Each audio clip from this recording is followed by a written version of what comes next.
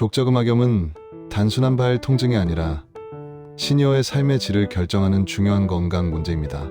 오늘 영상에서는 족저근막염이 왜 생기는지, 시니어에게 특히 심한 이유는 무엇인지, 그리고 어떻게 하면 통증을 줄이고 재발을 막을 수 있는지를 깊이 있게 설명해 드리겠습니다. 이 영상은 스토리텔링, 실제 사례, 의학 연구, 그리고 시니어의 일상에서 바로 적용할 수 있는 실전 팁까지 모두 담았습니다. 지금부터 여러분의 발 건강이 어떻게 달라질 수 있는지 천천히 따라와 주세요. 한번 이런 상황을 떠올려 보겠습니다. 아침에 눈을 뜨고 침대에서 일어나 첫걸음을 내딛는 순간 뒤꿈치에서 찌르는 통증이 느껴져서 걸음을 멈춘 적 있으신가요? 어떤 분들은 이 통증을 송곳으로 찌르는 것 같다, 발바닥이 갈라지는 느낌이다, 아침이 제일 지옥이다라고 표현합니다. 특히 시니어분들은 아침 첫걸음이 가장 고통스럽고 걷다 보면 조금 괜찮아지는 듯하지만 오후가 되면 다시 통증이 찾아오는 형태를 많이 겪습니다. 오늘 이 이야기의 주인공은 67세의 이호호 어르신입니다. 평생 발이 튼튼해서 큰 문제 없이 살아오셨지만 어느 날 갑자기 뒤꿈치 통증이 시작됐습니다. 처음에는 하루쯤 쉬면 낫겠지라고 생각했지만 그 다음날 아침에도 첫걸음을 내딛자마자 통증이 쑥 올라왔습니다. 어르신은 이렇게 말했습니다. 마치 누가 뒤꿈치에 못을 박아둔 것 같았다. 하지만 어르신은 병원에 가기보다는 참고 견디는 쪽을 선택했습니다. 시니어 분들이 흔히 그러듯 조금 아프다가 말겠지 하고 넘기는 겁니다. 그런데 통증은 점점 심해졌고 결국 걷기 자체가 두려워지는 지경에 이르렀습니다. 이처럼 족저근막염은 언제 누구에게나 갑자기 찾아올 수 있는 질환이지만 원리를 이해하면 왜 생기는지 명확하게 알 수 있습니다. 족저근막은 발바닥에 넓게 깔린 두꺼운 섬유 조직으로 뒤꿈치뼈에서 발가락 끝까지 이어져 있습니다. 마치 질긴 고무밴드 또는 스프링처럼 발의 충격을 흡수하는 중요한 구조입니다. 우리가 걸을 때 발에 가해지는 충격은 체중의 20의 배에 달하는데 족저근막은 이 충격을 분산시켜 발과 무릎, 허리까지 보호하는 역할을 합니다. 쉽게 말해 족저근막은 우리 몸의 충격 완충 장치입니다. 그런데 이 완충 장치에 지속적으로 과도한 힘이 가해지면 염증이 생기고 통증이 발생합니다. 이것이 바로 족저근막염입니다. 족저근막염이 생기는 기본 원리는 단순합니다. 바로 과부하, 즉 족저근막이 감당할 수 있는 한계 이상의 충격을 반복적으로 받는 것입니다. 그런데 시니어에게 이 과부하가 특히 잘 발생하는 이유가 있습니다. 나이가 들면 조직의 탄력이 떨어지고 근육의 유연성이 감소하고 발바닥 지방 패드가 얇아지기 때문에 같은 활동을 해도 젊을 때보다 충격이 더 크게 들어옵니다. 또 시니어 분들은 오래된 신발을 버리지 않고 계속 신고 다니는 경향이 있습니다. 쿠션이 죽은 신발은 발바닥에 충격을 그대로 전달하기 때문에 족저근막에는 훨씬 큰 부담이 됩니다.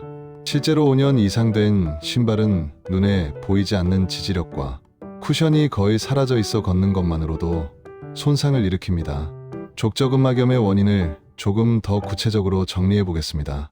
첫 번째 원인은 오래된 신발입니다. 신발 중창의 쿠션은 시간이 지나면서 압축되고 형태는 그대로여도 기능은 거의 사라집니다. 특히 시니어가 많이 신는 슬리퍼류의 신발은 충격을 흡수하지 못하고 족저근막에 부담을 주는 대표적인 원인이 됩니다. 두 번째 원인은 아침 첫걸음입니다. 밤 동안 족저근막은 수축 상태가 되는데 아침에 갑자기 늘어나면서 미세 손상이 일어나 통증을 유발합니다. 세 번째 원인은 평발 또는 요족 같은 발 구조적 문제입니다. 이런 구조는 족저근막에 지속적으로 장력을 증가시키고 결국 염증을 유발합니다. 네 번째 원인은 체중 증가입니다. 체중이 1kg 증가할 때마다 발에 실리는 하중은 그 이상으로 늘어납니다. 다섯 번째는 종아리 근육의 유연성 저하입니다. 종아리 근육이 뭉치면 발목의 움직임이 줄어들고 족저근막이 과도하게 긴장됩니다. 마지막으로 계단을 내려갈 때 뒤꿈치에만 체중을 싣는 보행 습관도 족저근막염을 악화시킵니다. 이런 원인들은 단순한 추측이 아니라 의학 연구에서도 확인된 사실입니다. 하버드 의과대학 하버드 메디컬 스쿨 자료에 따르면 족저근막염 환자의 80% 이상이 종아리 근육과 아킬레스건의 유연성이 감소되어 있는 것으로 나타났습니다. 종아리가 뻣뻣하면 걸을 때 족저근막이 끌려 올라가고 이로 인해 지속적인 장력이 발생하여 염증을 유발하는 것입니다. 또 미국 정형외과족 부족관절학회 AOFAS 연구에서는 족저근막염 환자의 90%가 스트레칭, 신발 교체, 체중 조절 등 비수술적 치료만으로 6개월 이내에 호전되었다는 결과가 나왔습니다. 즉 족저근막염은 제대로 관리하면 수술 없이도 대부분 회복됩니다. 이쯤에서 재미있는 사례 하나를 더 소개하겠습니다. 74세 정호 어르신은 평소 발이 튼튼하다고 자부하며 동네를 1시간씩 걸었습니다. 그런데 어느 날 갑자기 발바닥 통증이 생겼습니다. 정 어르신은 통증이 있으면 오래 걸으면 낫는다고 믿어 오히려 산책 시간을 더 늘렸습니다. 하지만 통증은 점점 더 심해졌고 결국 걷는 것조차 힘들어졌습니다. 병원에 갔더니 의사는 가장 먼저 신발을 확인했고 정 어르신이 신고 있던 신발은 무려 6년 된 쿠션 없는 워킹화였습니다. 충격, 흡수 기능이 완전히 사라져 있었죠. 의사는 쿠션 좋은 신발로 바꾸고 종아리 스트레칭을 꾸준히 하라고 조언했습니다. 정 어르신은 반신반의했지만 매일 스트레칭 10분과 마사지 볼로 발바닥을 천천히 풀어주었습니다. 놀랍게도 3주 뒤 통증이 절반 이하로 줄었고 이달 뒤에는 거의 없어졌습니다. 이처럼 족저근막염은 원리를 알고 실천하면 생각보다 빠르게 좋아지는 질환입니다. 그렇다면 실제로 어떤 방법들이 효과적인지 정리해 보겠습니다. 첫째, 종아리 스트레칭입니다. 벽에 손을 짚고 한쪽 다리를 뒤로 뻗어 20초씩 3세트 유지하는 방식이 가장 쉽고 효과적입니다. 이 스트레칭은 종아리 근육과 아킬레스건을 동시에 늘려 족저근막의 장력을 줄여줍니다. 둘째, 아침 첫걸음 전에 발가락을 위로 당겨주는 스트레칭입니다. 누워서 한쪽 발목을 잡고 발가락을 위쪽으로 천천히 당기면 됩니다.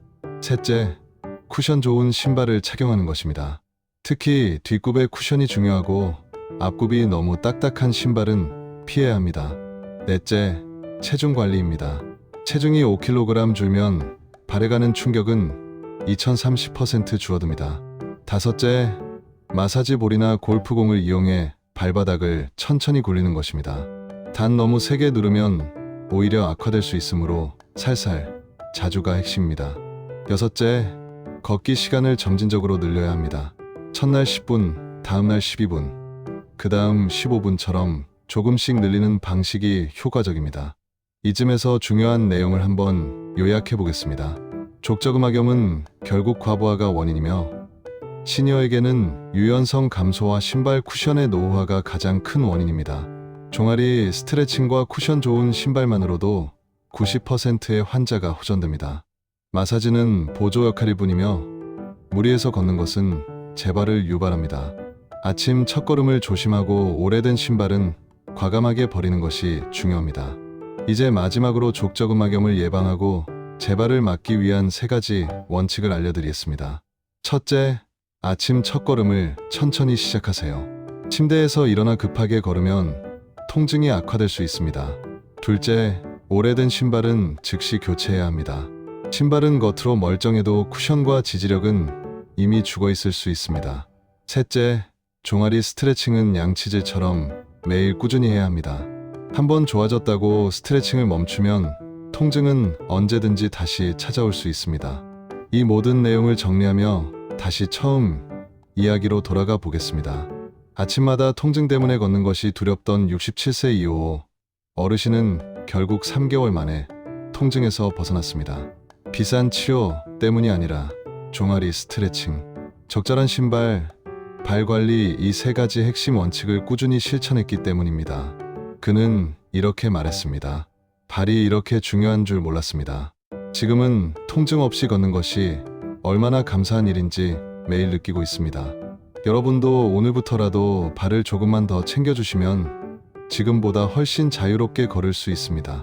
발은 하루 종일 우리를 지탱하고 앞으로 10년, 20년 우리의 삶의 질을 결정하는 중요한 기반입니다. 족저근막염은 절대 무서운 병이 아닙니다. 원리를 알고 꾸준히 관리하면 반드시 나아집니다. 오늘 이야기한 내용들이 여러분의 발 건강을 지키는데 도움이 되길 바랍니다. 지금부터라도 천천히 하지만 꾸준히 따라해 보세요. 여러분의 10년 후 보행 능력은 지금의 선택에 달려 있습니다.